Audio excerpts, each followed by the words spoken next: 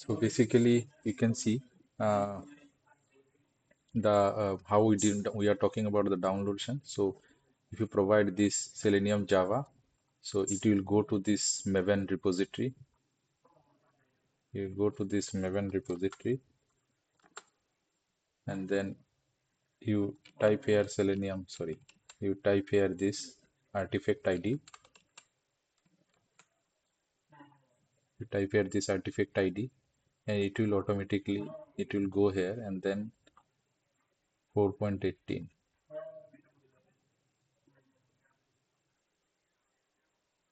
Yeah, from this location, actually you can see this code exactly the code where what we have written here.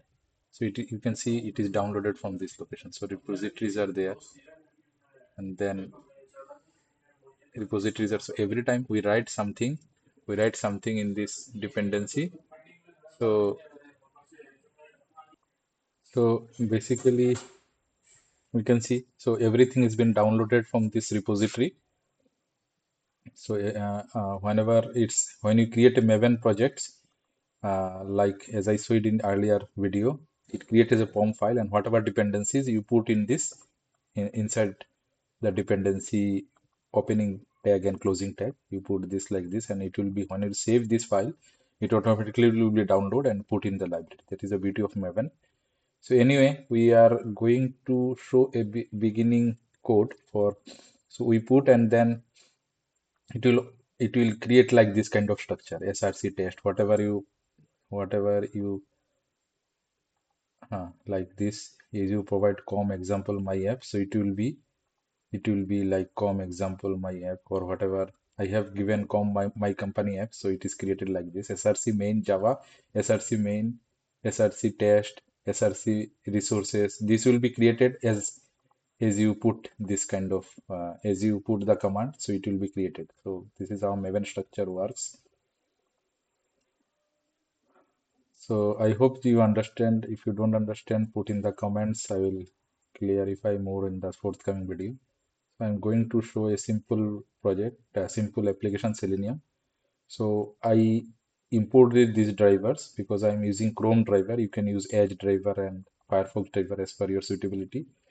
And assert is for testing whether the output and the input are equal or not. So assert equals, it checks the output and input is equal. If it is equal, so it will pass, otherwise it will fail. So I've created a simple Google test, and then WebDriver. As I said, WebDriver provides interface to accessing web applications in browser. So WebDriver is a class. It provides a driver instances using the Chrome driver constructor. So it provides a driver instance, and then we access google.com. And after this, the driver.get title, obviously it will return Google. So if it is returning Google, that means this is the expected output, and this is the original output. So if it is there equal, then it will pass, or otherwise it will fail. So I write this code and then I run it. There are two ways. I can only go, maybe run, I can run here. So this is not okay. So I'm running directly here. So I go to terminal,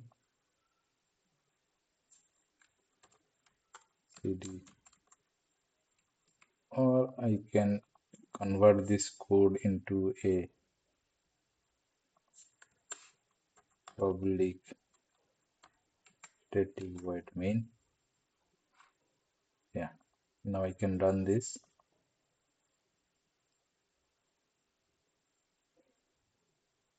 It is still running.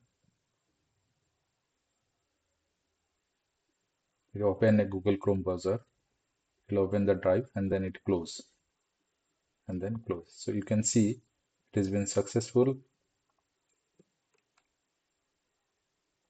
So Google test, and then it is, I have, using the test instance, I invoke this function. It will open this driver test URL. It will open this. So for the sake, I can write demo util dot pause 2 second.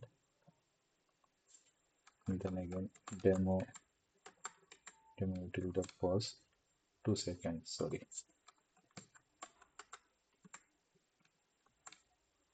Again run.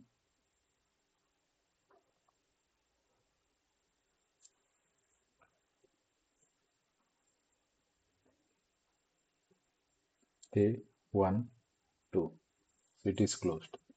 So like this a application will be running and it will be closed.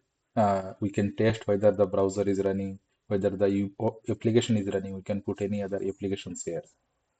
So these things, in this way we can test an applications.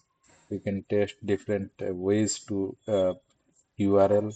We can test application whether it is running correctly or not. So I think we in forthcoming sessions we will show you some more features and videos.